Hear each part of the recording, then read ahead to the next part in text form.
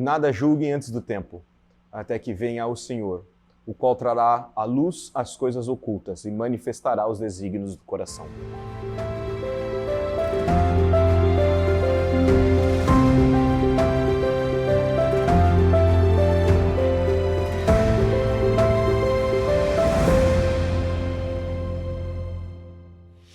Olá, meu nome é Felipe, eu sou da Home Church de Santos e nós estamos aqui para mais um dia do nosso estudo especial dos 10 dias de oração.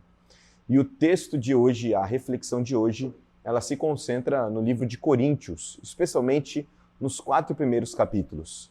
A igreja de Corinto era uma das igrejas mais importantes da época do apóstolo Paulo. Ela se localizava na cidade de Corinto, uma antiga cidade do Império Romano, uma cidade portuária, portanto, uma cidade muito rica para os padrões da época.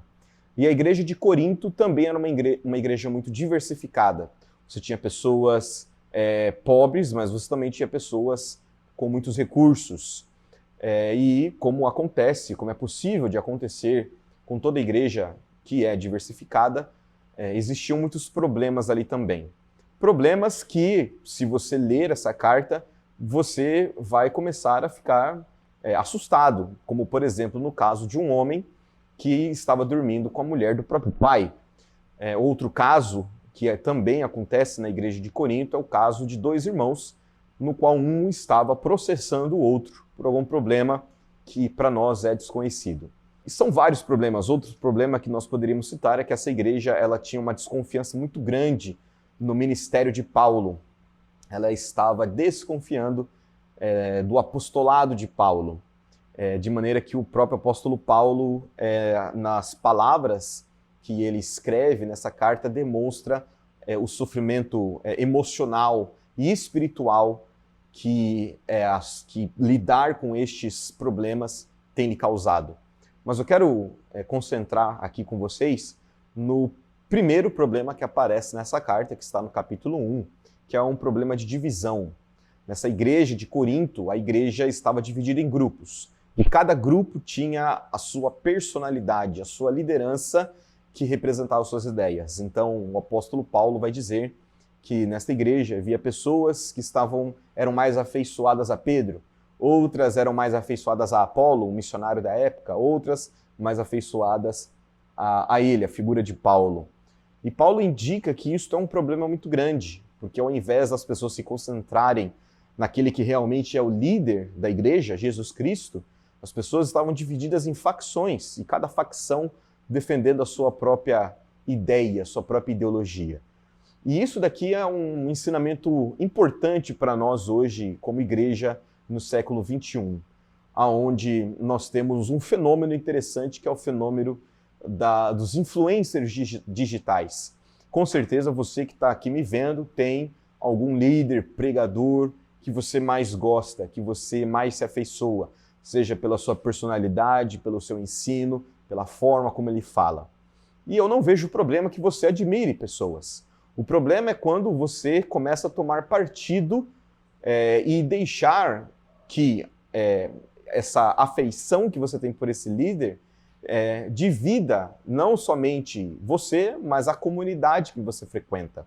A igreja de Cristo, como o próprio apóstolo Paulo fala, ela é um corpo. E este corpo, ele é diferente entre si, cada um possuindo sua própria personalidade, sua própria característica. E o apóstolo Paulo em nenhum momento vai falar que isso é ruim. Mas a partir do momento em que nós permitimos que essa afeição pelas ideias de algum pregador ou influencer nos coloque em divisão, nos coloque em lados opostos, na mesma frente de batalha, aí nós temos um problema. E na tentativa de solucionar esse problema, ao longo da sua carta, o apóstolo Paulo ele vai dar alguns conselhos, às vezes de maneira bem enérgica, aos cristãos que viviam nessa cidade que estamos estudando, que é a carta aos Coríntios. Uma das coisas que Paulo fala é que eles precisam se focar mais em Cristo, a sabedoria de Deus.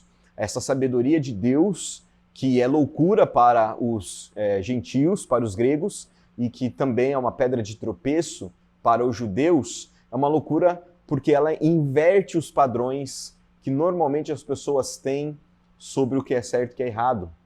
E esta sabedoria de Deus, Jesus Cristo, ela é aonde nós devemos nos focar. É o ponto central da nossa experiência, acima de qualquer líder ou influencer que a gente se afeiçoe. Só que para que isso aconteça, nós precisamos ser guiados pelo Espírito Santo. Por isso que Paulo, numa forma bem enérgica, diz aos coríntios que esta maneira de agir deles é uma maneira que demonstra que eles não se converteram ainda. No final do capítulo 2 ele fala que nós precisamos ser guiados pelo Espírito Santo, o qual permite que nós enxergamos as coisas da maneira correta. Se a gente enxerga as coisas através da ótica do Espírito, como o próprio apóstolo Paulo vai dizer no capítulo 3, nós começamos a observar que essas pessoas, por mais importantes que sejam, esses líderes, por mais importantes que sejam, são apenas cooperadores na lavoura de Deus. Enquanto um planta, o outro rega, o outro colhe, mas todos eles fazem a mesma obra, que é a obra de Deus de transformar corações. E por último, Paulo ele fala que os cristãos, e esse aqui é um conselho fundamental para nós hoje, não deveriam julgar as intenções dos outros cristãos, mas que deveriam deixar isso para que Deus, o justo juiz, no seu juízo, possa agir da maneira correta. Porque Deus é o único que sabe ler corações. Deus é o único que vê as intenções. E a lição que fica para nós aqui é que por mais que nós tenhamos em nosso meio cristão, em nossa igreja, grupos que pensam de forma diferente, jamais deveríamos permitir que isso nos separe, nos divida, nos tire o foco daquilo que é a nossa verdadeira missão. Devemos, cada um de nós, viver aquilo que acreditamos. Devemos, cada um de nós, viver os padrões que estão claros para nós nas Escrituras, para que, através do Espírito Santo, nós possamos ter a atitude correta em relação àqueles que talvez pensem diferente de nós, deixando Deus ser Deus, ao fazer com que cada um seja julgado de acordo com as suas próprias obras. Que Deus te abençoe.